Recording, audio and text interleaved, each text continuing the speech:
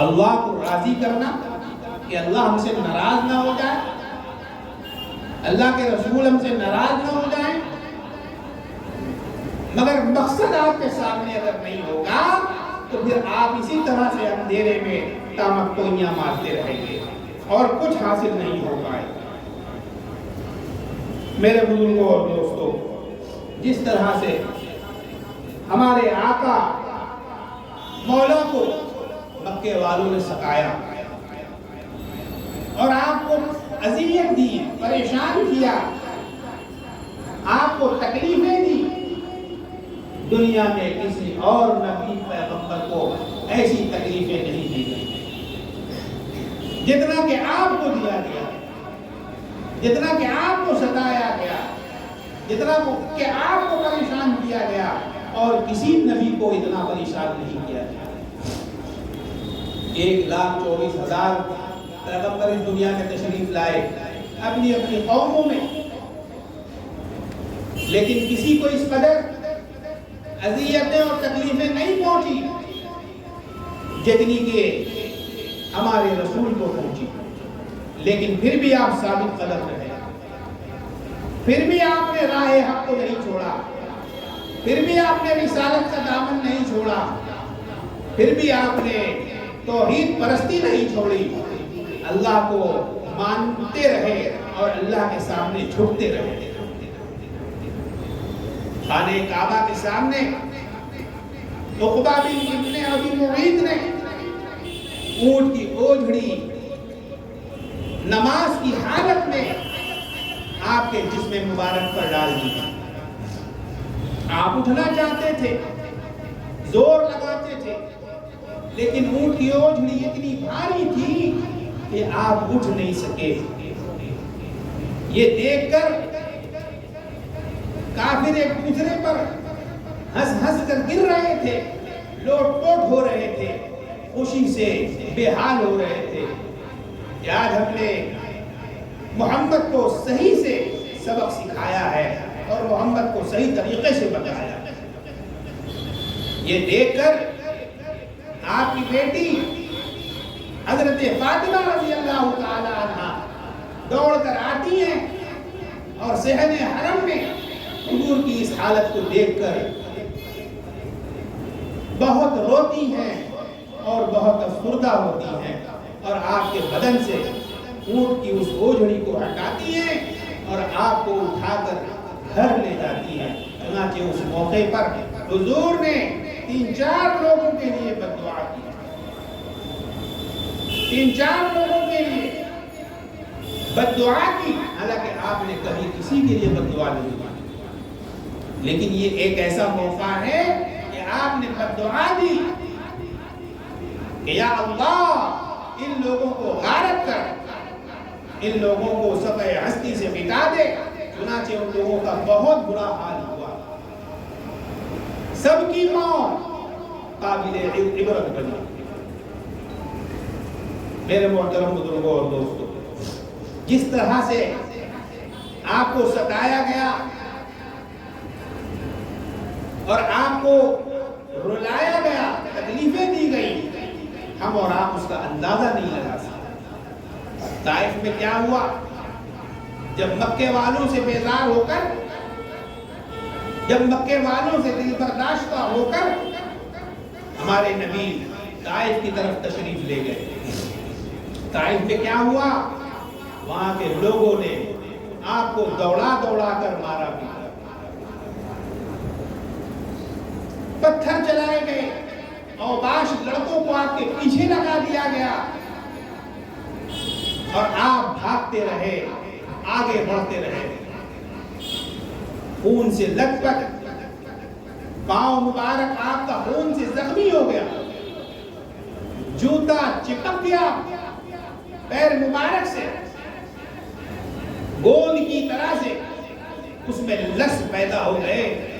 چنانچہ بڑی مشکل سے آپ کے ساتھی نے جوتا مبارک کو آپ کے پیر سے نکالا، خون سے لہو لہان، خون سے لت پت ہو گئے۔ اس قدر لوگوں نے آپ کو وہاں مارا پیٹا اور آپ کے ساتھ پتھر بازی کا معاملہ کیا۔ چنانچہ ایک باغ تھا قریب میں، انگور کا باغ تھا مکے کے ایک رئیس کا، مکے کے ایک رئیس کا تھا۔ جب اس نے دیکھا کہ محمد رسول اللہ کو لوگ اس طرح سے مار رہے ہیں اور ان کو تکلیفیں پہنچا رہے ہیں، تو اس کے دل میں بھی رحم آ گیا اور اس نے اپنے غلام سے کہا کہ انہیں ہمارے باغ میں لاؤ۔ حالانکہ وہ بھی بہت بڑا دشمن تھا، جس رئیس کا باغ تھا، جس امیر کا باغ تھا، وہ بھی بہت بڑا دشمن تھا۔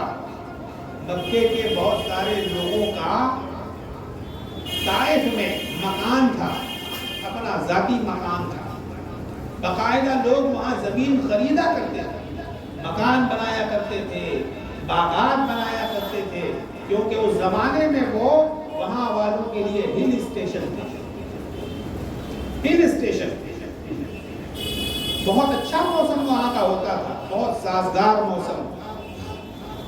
چنانچہ لوگ وہاں اسٹے کرنے کے لیے جایا کرتے تھے، وہاں کچھ دنوں کے لیے رکتے تھے، ٹھہرتے تھے، بال بچوں کو لے جاتے تھے۔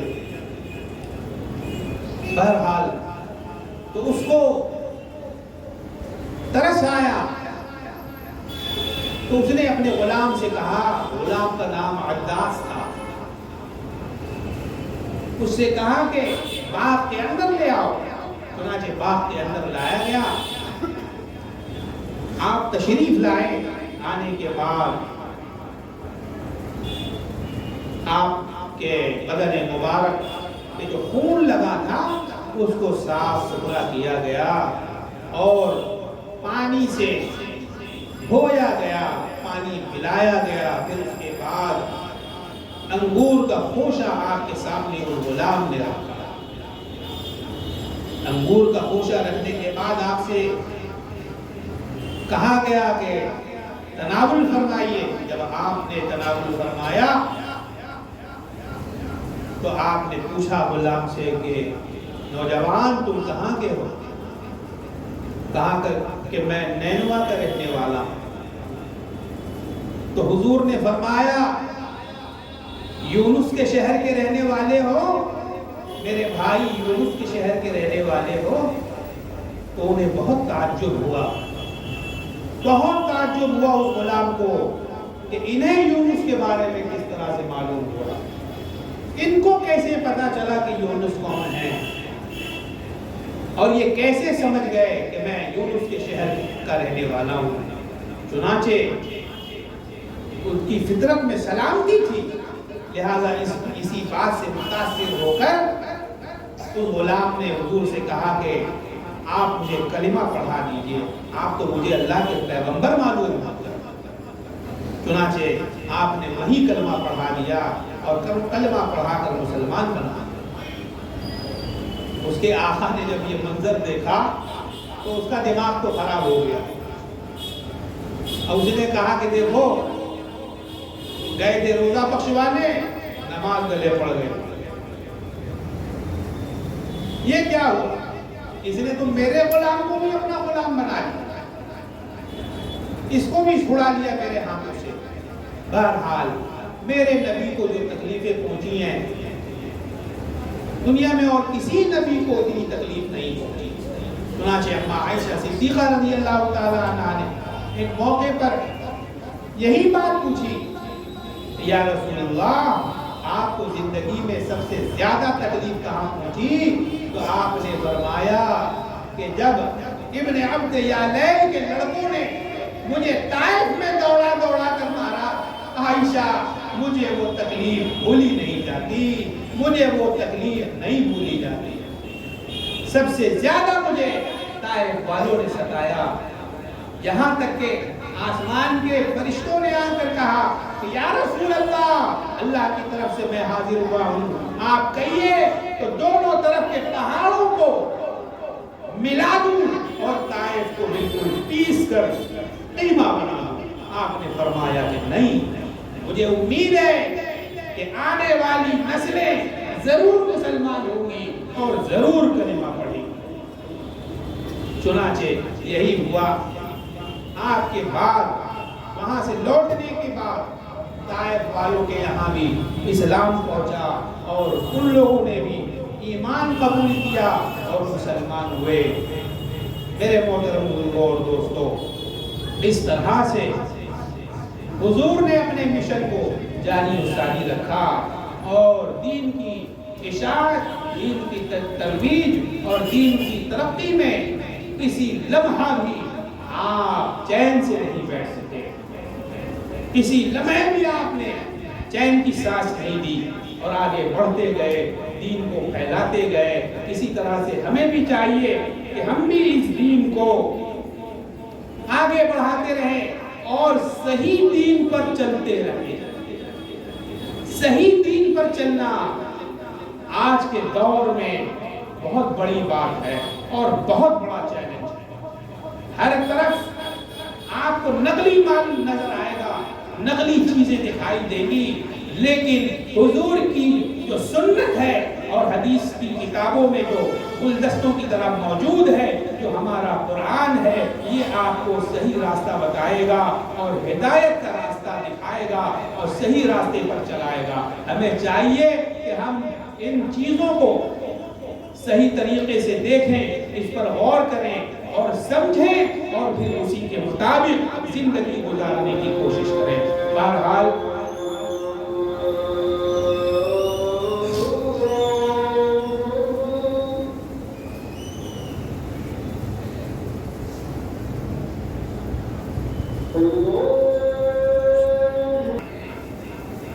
اپنے اس دین کے مشن کو مرتے دم تک نہیں چھوڑا، مستقل لگے رہے، مستقل اس پر عمل کرتے رہے، اپنے صحابہ کو بھی عمل کرواتے رہے، اور نتیجہ یہ نکلا کہ حجۃ الوداع میں 1,24,000 صحابہ آپ کے سامنے بالکل دین کی تبلیغ کے واسطے تیار کھڑے ہوئے، اور یہی وجہ ہے کہ جب خواجہ ابو طالب نے آپ سے کہا کہ مکے والوں کی طرف سے اے بھتیجے اسرار ہے کہ آپ اس دین کے کام سے باز آ جائیں، اس دین کو پھیلانے سے رک جائیں، پیچھے ہٹ جائیں، تو آپ نے کیا جواب دیا؟ آپ نے ارشاد فرمایا کہ اے چچا جان، اگر آپ آسمان کا سورج میرے دائیں ہاتھ میں رکھ دیں اور آسمان کا چاند میرے بائیں ہاتھ میں رکھ دیں، تب بھی میں اپنے اس مشن سے باز نہیں آؤں گا۔ اللہ اکبر کبیر۔ چچا جان نے کہا کہ ٹھیک ہے، تم کو جو اچھا لگتا ہے تم کرو، میں تمہارے آڑے نہیں آؤں۔ میرے محترم بزرگوں اور دوستوں، اس طرح سے یہ دین ہمیں ملا۔ آج دین کو کیا ملعوبہ سمجھ لیا لوگوں نے؟ آج دین کا لوگوں نے کیا مذاق اڑا رہا ہے؟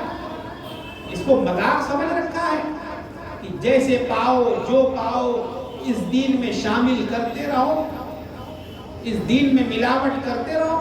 بریانی کھاتے ہیں نا، بریانی میں وہی چیزیں ڈلتی ہیں جو بریانی کا حصہ ہوتی ہے، مسالہ جات ہے، زعفران ہے، عرق کیوڑا ہے، گلاب ہے، جو چیزیں اس کے موافق ہوتی ہیں انہی چیزوں کو بریانی کے اندر ڈالا جاتا ہے۔ اب اسی میں سبزی بھی ڈال دو، اسی میں کچو بھی ڈال دو، اسی میں بیگن بھی ڈال دو، اسی میں سرکہ بھی ڈال دو، جی تو کیا ہوگا؟ ملعوبہ بنے گا نا، اس کو کوئی بریانی کہے گا؟ بریانی نہیں کہے گا۔ اس لیے جو چیز اپنے مقام پر صحیح لگتی ہو اس چیز کو چھیڑ چھاڑ نہیں کرنی چاہیے، اس چیز کو برباد نہیں ہونے دینا چاہیے، بلکہ اسی کے مطابق اس کو اس کی جگہ پر واپس رکھ دینا چاہیے، واپس رکھ دینا چاہیے۔